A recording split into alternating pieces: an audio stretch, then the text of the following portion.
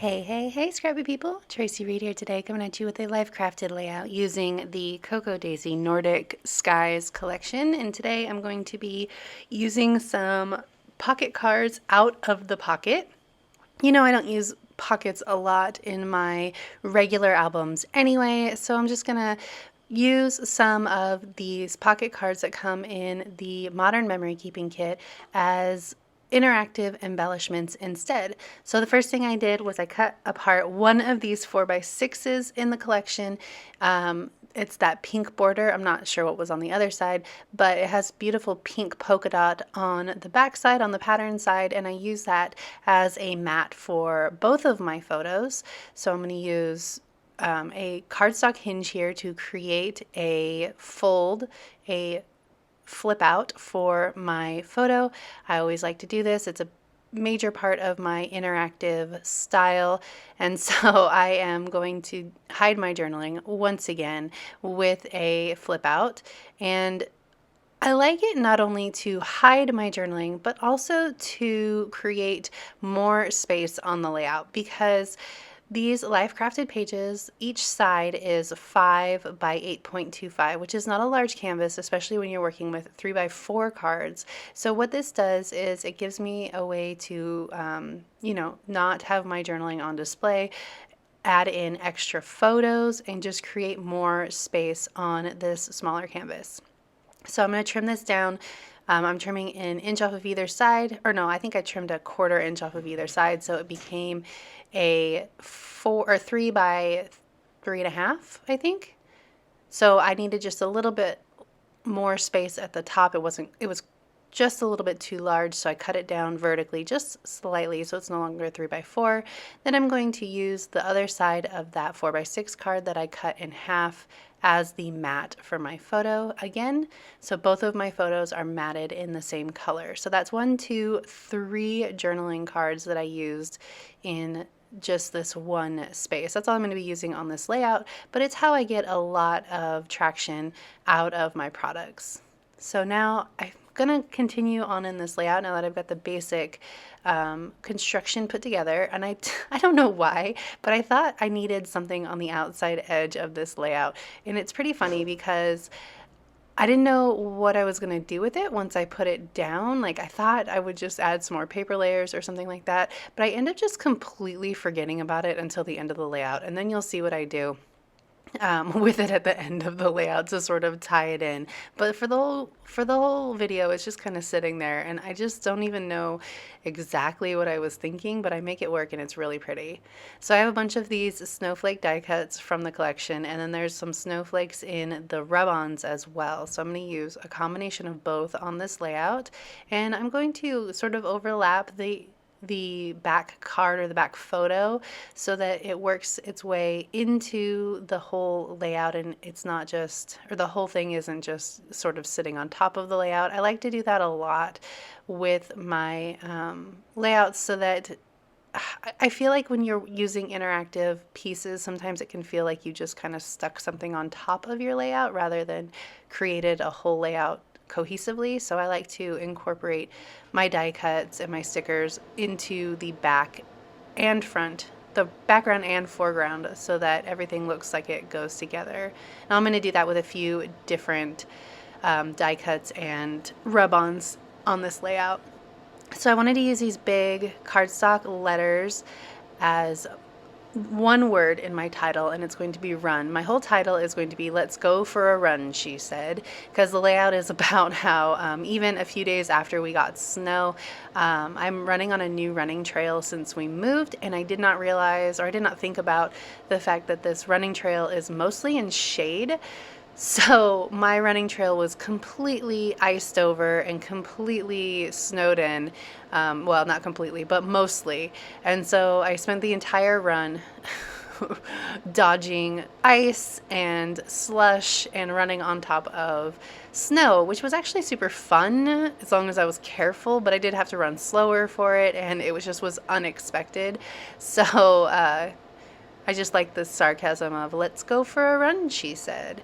So I'm going to start incorporating some of these rub-ons. I did the snowflakes, and then I like that watercolor sort of splash down there because there was definitely splishing and splashing going on. And then I'm going to use this pink branch on this side to bring in a little bit of that pink from the right hand side to the left hand side. Plus I wasn't going to put anything on that label, it's just sort of grounding for this word bit, so I wanted to cover up that what would end up looking like a blank space if I didn't put anything over it. And so I also want to add a sentiment to the inside of this flap, sort of nestled into those branches. So I'm going to use this pink word bit that says, here's a funny story. And so that'll be a good segue into my journaling.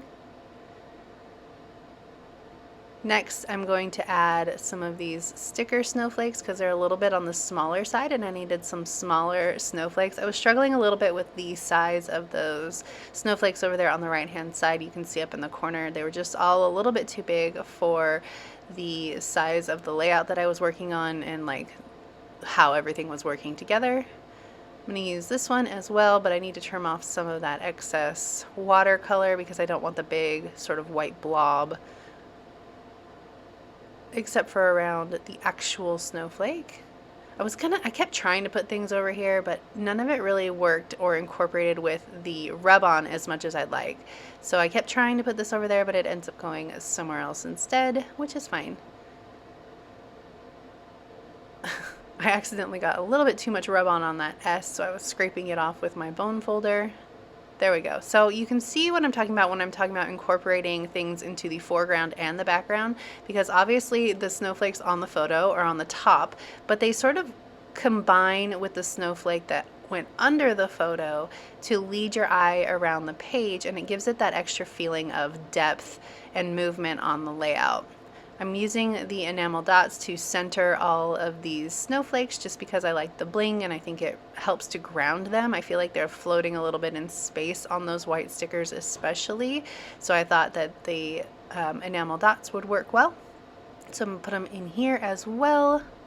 And this is just about done, but then I decide that, oh crap, I have this purple border on the outside edge that just looks absolutely random and not incorporated into my layout. And I've talked in this video quite a bit about incorporating things into your layout, making sure that everything looks cohesive, and I felt like that purple strip did not look cohesive. So I decided to add some stitching. So I'm going to add this purple stitching to the layout to combine, I guess, the two papers together and create a little bit more texture. So I'm just using my awl and I'm going to create a hole all the way up the inside of that purple strip on the white paper, and then I'm going to work my way back down, creating a hole in between all of the holes that I just created on the white side on the purple side. And this is going to give me a guideline for zigzag stitching for those purple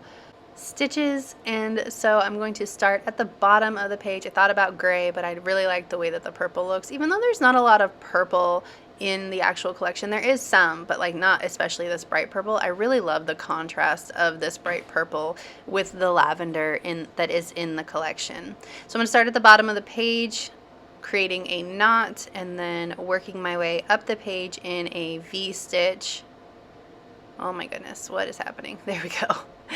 So I'm just going to start here, and then I'm actually going to skip going over the snowflakes. I'm not even going to try to make my stitching connect. I'm just going to go straight up to the snowflake, and then on the back side just skip right up to the stitch above the snowflake. And this came out really great. It was like the perfect touch to really ground and finish this layout, and I'm really glad that I took the time to do it. I don't always love to add stitching because I feel like it's a detail that is beautiful but takes forever. So once I had the V stitching done, I decided to add a little bit of the same up here just so that it matched and so that I could have a little bit more of that pop of purple. So I'm just freehanding the V stitching here because it wasn't going to be a long line of it, so I didn't need to make sure that it was super straight. But I'm just going back and forth, creating a V-stitch at the top to sort of stitch this label down. And then that will finish this layout. If you enjoyed it, I'd love it if you give it a thumbs up. If you're new here, go ahead and subscribe. I would love to have you. If you don't already, you can follow me over on Instagram. I'm at Tracy M. Reed. I'd love to see you there as well. Let me know in the comment section below how often you add stitching to your layouts. Is it something that you do a lot? I know a lot of people do it a lot. Is it something that you don't enjoy or don't have time for? Maybe you don't like the look of, or maybe you're just like me and you're lazy. Then you don't always want to add stitching to your layouts because it's a lot of effort, man. I don't know. Let me know in the comment section below. There's also a link in the description box to Cocoa Daisy. It is an affiliate link, so if you're wanting to start a subscription, I'll get a little kickback if you do that. All right, thank you.